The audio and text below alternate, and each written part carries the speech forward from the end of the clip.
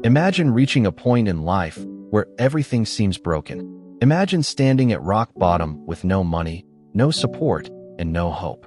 Imagine people telling you that your dreams are pointless and impossible. Most people give up at this stage, but J.K. Rowling did not. Her entire life changed because she refused to stop believing in her story. This is the long, detailed journey of J.K. Rowling, the woman who created one of the most magical worlds ever written, even when her own world was falling apart.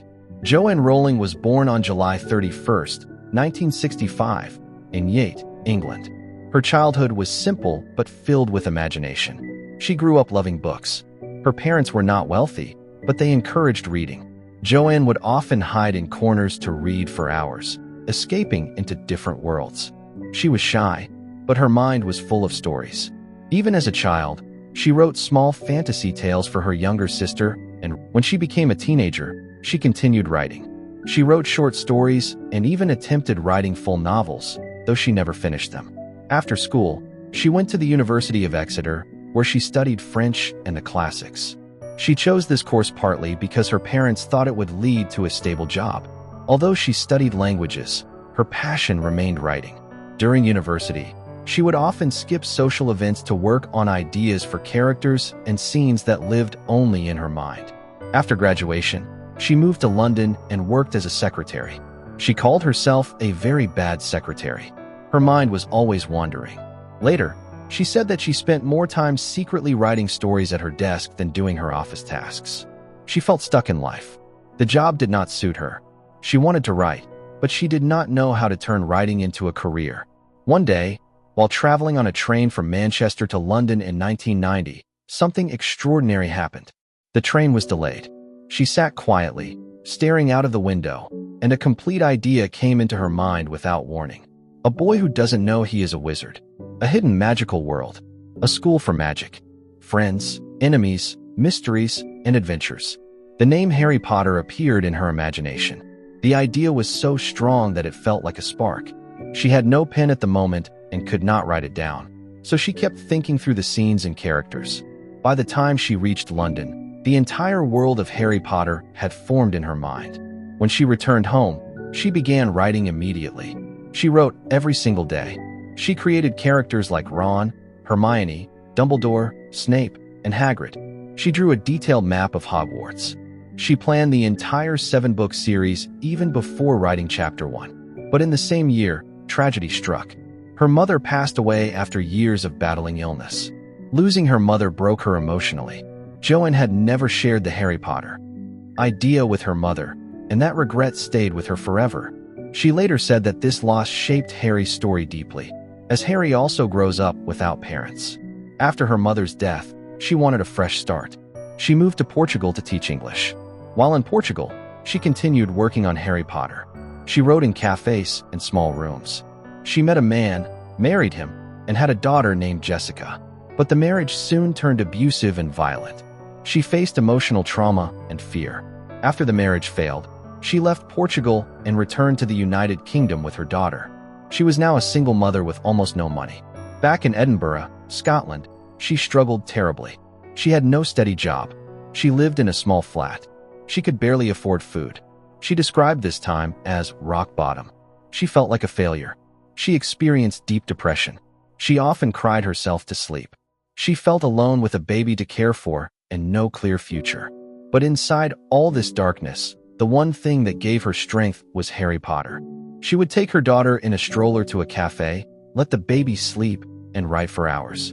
Writing became her escape, her hope, and the only thing that made sense in her life. After finishing the manuscript, she sent it to publishers. The first publisher rejected it. The second one rejected it. The third one rejected it. 12 publishers rejected the book. They said it was too long, too strange, too magical for children, and not marketable. Some said children preferred short stories, not long fantasy novels. These rejections could have crushed her completely, but she refused to stop. She believed this story mattered. She believed the world needed Harry Potter.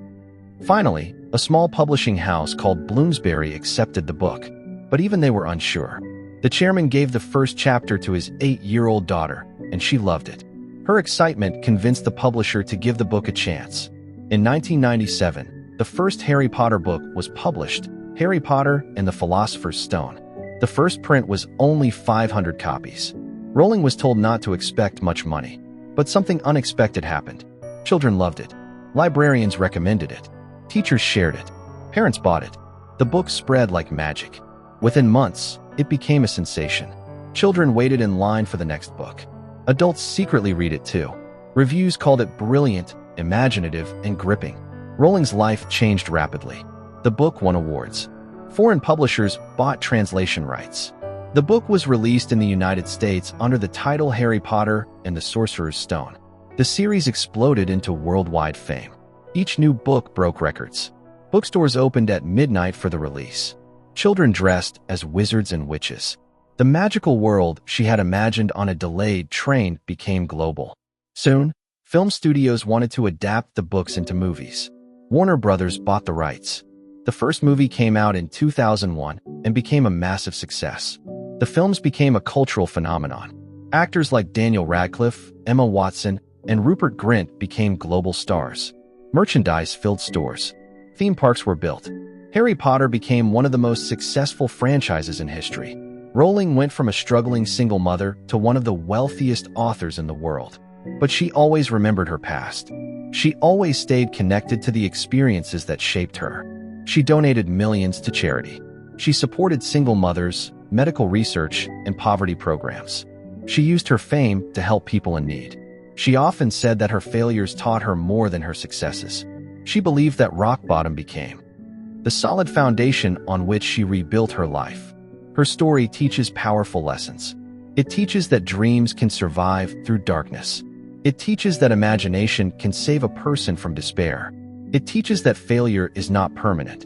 Rejection is not the end. When people say you cannot do it, you can still choose to try again. Rowling's journey shows that even the most hopeless moments can transform into powerful beginnings. Today, J.K. Rowling continues to write.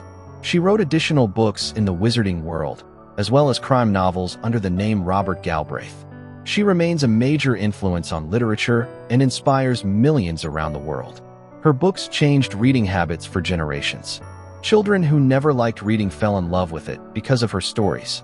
Adults rediscovered imagination. Entire families bonded over the magic of Hogwarts. Her life is proof that anyone can rise from the bottom. She was rejected by publishers. She lived in poverty. She suffered emotional pain. She battled depression. She felt lost. But she believed in her story. She believed in her characters. She believed in magic, not the magic of spells, but the magic of persistence, hope, and creativity. The world knows J.K. Rowling as the creator of Harry Potter, but the truth is deeper. She is a symbol of resilience, a symbol of never giving up, a symbol of turning pain into art and struggles into strength. Her journey reminds us that sometimes the worst days bring out the best in us. Sometimes the darkest moments push us to create something brighter. So when life feels heavy, when dreams feel impossible, when people doubt you, remember her story. Remember the woman who rode in cafes with a stroller beside her. Remember the woman who was rejected 12 times.